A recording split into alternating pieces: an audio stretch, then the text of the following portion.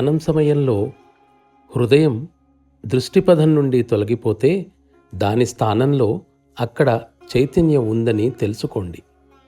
జనులు ఆరాధిస్తారు, కానీ సాధారణంగా ఎటువంటి ఆలోచన లేదా సంకల్పం లేకుండా చేస్తారు. అది నిరర్ధకమే అవుతుంది. అందరికీ ప్రశాంతత కావాలి అంటే లక్ష్యం సాక్షాత్కారం కాదన్నమాట. అటువంటప్పుడు ప్రశాంతత చేతికి చిక్కి సాక్షాత్కారం తప్పించుకుంటుంది. కానీ సాక్షాత్కారమే లక్ష్యమైనప్పుడు ప్రశాంతత దానంతటదే వచ్చి తీరుతుంది. మనం సాక్షాత్కారం సాధించటానికి ప్రయత్నించాలి, కానీ అదంటే ఏమిటో అన్న విషయం వెనక పోకూడదు. జ్ఞానిగా అయి పాడైపోకూడదు. నిష్ఠాపరుడుగా అయి సంకుచితంగా మూసుకుపోకూడదు.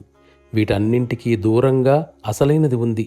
అదే జీవిత సమస్యకు పరిష్కారం చూపగలదు. ప్రపంచమంతా ప్రశాంతత కోసం అన్వేషిస్తున్నది.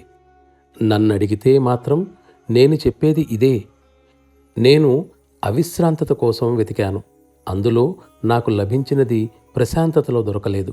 అయితే ఈ విషయం గురించి ఎవరికి సలహా ఇవ్వమంటారు? నా మాటలు ఎవరు వింటారు? దైవాన్ని పొందటానికి అమూల్యమైన ఈ వజ్రం మీ వద్ద ఉంటే మిమ్మలను అభినందించవలసి ఉంది. కష్టమైన మార్గంలో ఎదురయ్యే అడ్డంకులను అధిగమిస్తుందది. ఇక్కడకు వచ్చేవారిని నేను అవిశ్రాంతంగా తయారు చేస్తే నా వద్దకు నేర్చుకోవటానికి ఇక రారు.